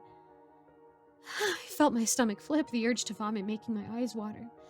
No, he's fine. He simply went home. I tried my best to be louder than the dark thoughts, but it didn't account for the stranger details of the day. After a few moments of trying to grasp the situation, I decided it best to return home early. I could think of an adequate excuse for Aaron as to why I'd be leaving work so soon. I didn't want to spend a moment longer in that silent motel room, accompanied only by my thoughts growing more unnerving by the second. As I made my way back to the car, I felt an unwavering sense of disappointment tinged with my anxiety. I'd been looking forward to our meeting for so long, looking forward to finally feeling his arms around me. But now would be returning home with little more than worry and that note to accompany me. If it did turn out he just had second thoughts, it would hurt. But at that point, I just wanted an answer. My head spun as my car roared to life, and I cast a final glance at the motel in vain hopes he may pull into the parking lot. There was nothing, of course. I sighed. Another man with him. I picked over what the guy had told me, sifting through what few details were offered. Dark-haired, maybe 20s or 30s. I felt a twinge of something cold and distant deep within. The icy claw of suspicion, faint, but present. Quickly, I pulled my key from the ignition, speed-walking across the lot and bursting into the lobby, quite a bit more frenzied than I intended. I could hear the faint thud of my heart as it began to speed up, the eerie suspicion echoing amidst my darker thoughts. The man at the front desk shot me an irritated look as I approached, likely expecting some complaint about the room. The man, I breathed, hardly even spacing out my words as I spilled forth. The man who came with Billy, did he have glasses? My stomach tightened as soon as the question left my lips, the deeper implication of the question setting my nerves alight. The man at the front desk simply smiled, though there was no humor in the expression. His face quickly returned to that exaggerated, quizzical look. I groaned, but quickly pulled out my wallet, offering another 20 without complaint. As a matter of fact, he did. He said with a phony smile. Real smart-looking fella, he was. Though he didn't seem to be in the best of moods. I felt my breath catch. The room seemed to be spinning. His eyes searched me, a nasty smile growing. Something tells me that means something to you, huh? Well, I've got nothing else for you. You're welcome to stand here and keep paying me. But if not... I nodded slowly, feeling shell-shocked as realization began to sink its icy claws into me. I realized the thought had always been there, from the moment he'd failed to arrive, growing more prominent with each strange coincidence. The key is in the room, I breathed, turning slowly and walked towards the door, never blinking once, even though my mind was spinning. When I got to the car, I sat for several minutes, my hands clasping the steering wheel as I stared out the window ahead. After several moments, I took my phone out and sent another text, though I knew I was unlikely to get a response. I just want to know that you're okay. I'm not mad, just worried. Please text me back. I sighed, staring helplessly at the screen. Somewhere in the dark reaches of my mind, the cold tendrils of an uncomfortable idea began to grip me. I opened Google and typed in a question, hoping beyond hope that I'd find no answer. How to recover deleted messages, iPhone. With every second that the screen loaded, I felt nausea grow stronger. I'd never been the most tech-savvy. It was one of the many things I'd appreciated about Aaron, as he always served as my in-house tech support over the years. I tried to the best of my ability to recover my tracks, but he had always known much more about the stuff than me. Finally, it finished. A series of links appeared before me, and my heart dropped. Following the first of them, I returned quickly to my messages, hands hardly working fast enough. I clicked edit, almost dropping my phone as I saw the deleted messages tab. Oh Lord. My mind was immediately taken back to that morning, my phone placed so carefully on the desk. I suddenly felt quite certain I hadn't left it facing up. Stupid, stupid, stupid. It was all I could think of as I tapped on the conversation between Brandon and I. Somehow, I already suspected what I might see, though I couldn't yet understand its darkest implications. All of our texts loaded, every single one of them.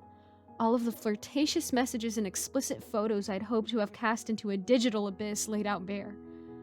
As I scrolled, my mouth went dry, the breath catching in my throat as I read the last several messages sent from my iPhone.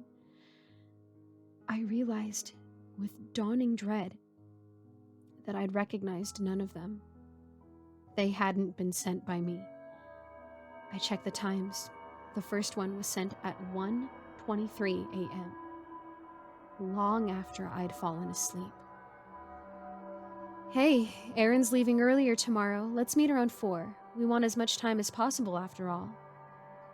My stomach twisted into a tight ball, vision wavering and head spinning as I read the text I never sent, the feeling only worsening with Brandon's response. Even better.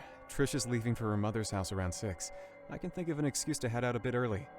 An emergency at the hospital, probably. He followed it up with an image that would have made me blush at any other time, but only made that ball in my stomach tighten. I can't wait to be with you, for you to feel my love. I'll see you soon. I wrinkled at that, at the thought of Aaron reading that. You will.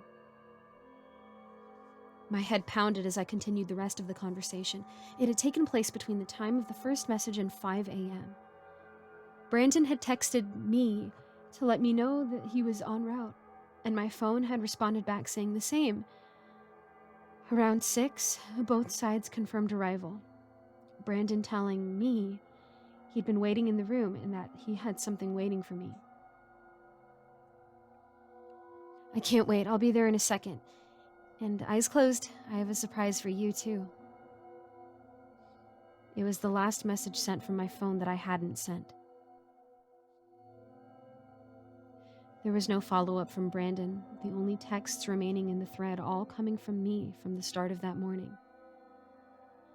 I let my phone fall to the side, clattering into the console, as my head fell onto the steering wheel.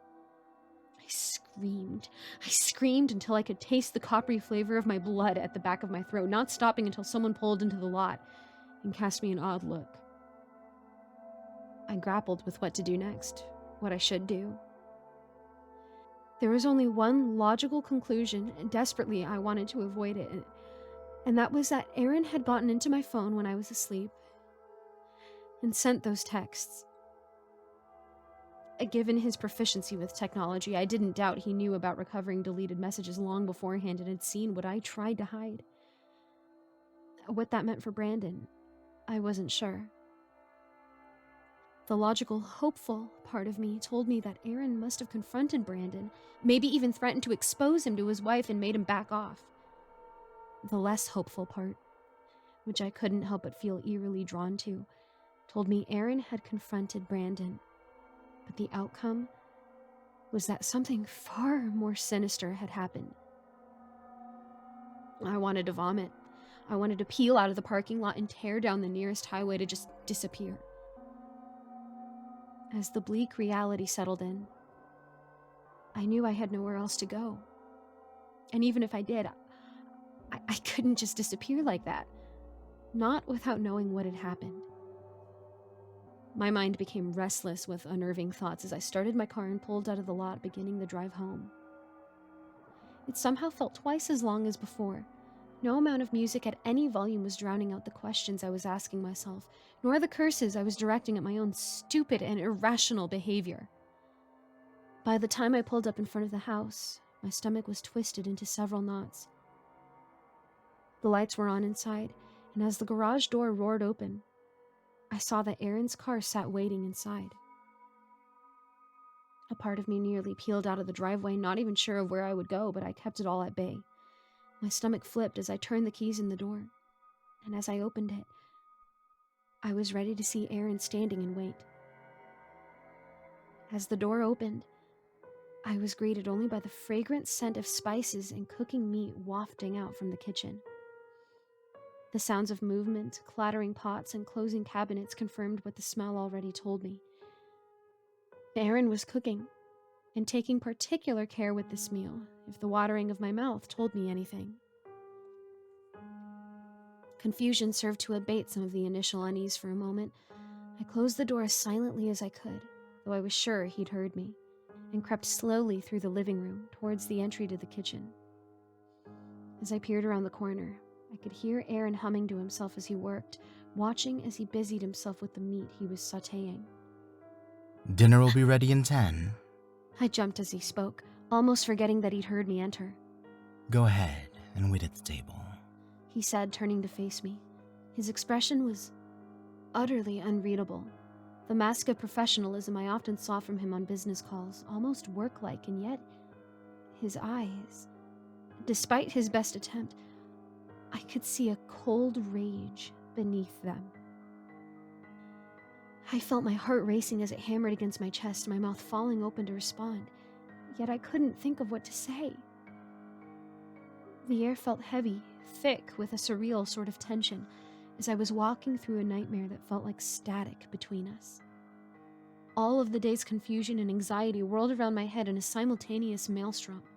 Fear, embarrassment, worry, confusion, and a mild dread, all battling for dominance.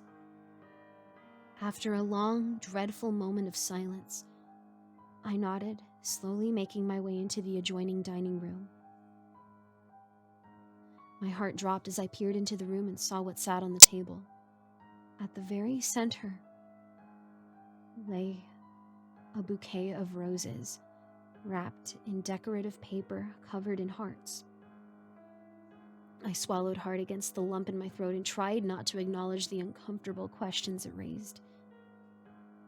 I took my seat at the far end of the table, hyper-aware of every noise from the sliding of the chair against the wood and its creak as I sat, my nerves on high alert. I watched as he began plating the food, still humming some unfamiliar tune to himself, the knot in my gut only tightening. I couldn't understand why he was behaving the way he was, why he hadn't just confronted me already when I knew that he knew. Waiting for the other shoe to drop was torturous, and I felt as though I might be sick. He filled 2 glasses with water from the pitcher, walking the plates over to the table first. He placed his down at the opposite end of the table before approaching me. I felt my heart thump, threatening to burst free of my chest as he reached over my shoulder, placing it in front of me. He repeated the same with the water, and without another word, took his place at the end of the table and began eating. I watched, eyes wide and unblinking, stomach far too twisted to even think of taking a bite yet. though what looked to be steak did smell enticing. After several bites, he looked up at me almost quizzically. Eat, please. I opened my mouth as if to argue, but given the situation, it felt like the last thing I had any right to do. Reluctantly, despite the nausea still nipping at my gut, I cut into the meat and took a bite. He nodded as I chewed slowly. The taste was unfamiliar but deeply savory. I wondered what sort of seasoning he might have used. How are those green beans? He asked over a mouthful. I think I may have overseasoned them, but who knows? Still in disbelief as I chewed the gamey meat. It was delicious, but unfamiliar. I took another bite. Was it elk? Deer? Why are you doing this? I blurted the question before I could think better of it. He shot me a look, confused, though I could see in it the anger barely restrained. Doing what, my love? He asked, a mocking lilt in his question. Cooking for my ungrateful, conniving, treacherous wife, as I do so often? Well, why wouldn't I? The sensation that pierced my chest was like a white-hot blade, my stomach lurching as he spoke. I knew he was angry, furious surely, but I'd never heard Aaron so much as address an unkind word at me, and to hear such fury, almost hate. It chilled me to my core. Aaron, I know I messed up and Stop. Just shut up. He spat the words through clenched teeth, hands balling into fists around his utensils as he glared at me from across the table with such malice. For a moment, I began to even wonder just who was I sitting across from. He glared at me for several seconds, as though he were considering something unspeakable before he took a breath, his face returning to the neutral mask of before. It was like he was dealing with a client or talking to a boss rather than his wife. I apologize for the outburst. Please, let's enjoy the rest of the meal. I tried to blink back the tears that were blurring my vision, feeling my face start to redden. I'm sorry, I whispered. He nodded. I'm sure you are. You're sorry that you forgot. For all the praise I heaped on you, I've always been the smarter one. His eyes locked with mine, and I was no longer looking at the Aaron who'd loved me for the past several years, but a cold, calculated man who'd been scorned. You're sorry you got caught. Maybe even sorry that you did it, but not because you regret it. No, because you know there was no reality in which I wouldn't have caught you. I could only listen as he spoke, feeling equal parts hurt and regretful that a part of me agreed with him. He smiled, the expression somehow genuine, taking another bite. But it's okay. I think I can try and forgive you. After all, it's not a mistake you'll make again. He peered up at me. Right. The question was asked in such a tone that I knew there was one answer. No, of course not. I wanted to be relieved, and part of me was, but something was still so wrong. My eyes fell on the roses lying on the table between us, my mind recalling the note I'd found on the motel bed. I had to know what had happened to Brandon. I'm so sorry to ask, believe me. It's not because... I just need to know. You were at the motel, and the man in the lobby told me. You paid him to tell you when I arrived. You went into the room. My voice shook, but I met his gaze. What happened to Brandon? He laughed, a deep, genuine sound. He laughed and laughed and laughed some more until his face was red and he'd sent himself into a near coughing fit. I felt my guts twisting themselves all the while. Mister, I can't wait to be with you. He asked in a mock seductive voice. He chuckled. Don't worry. I made sure your lover got his wish. My head spun as I tried to make sense of what he was saying. As realization began to rise, like some beast surfacing from the dark waters, I felt my mouth begin to water, my throat heaving with the need to vomit. Speaking of which, how's the steak? First time cooking something that isn't beef, pork, or chicken, but... He shrugged, his eyes gleaming with malintent. I think I did all right.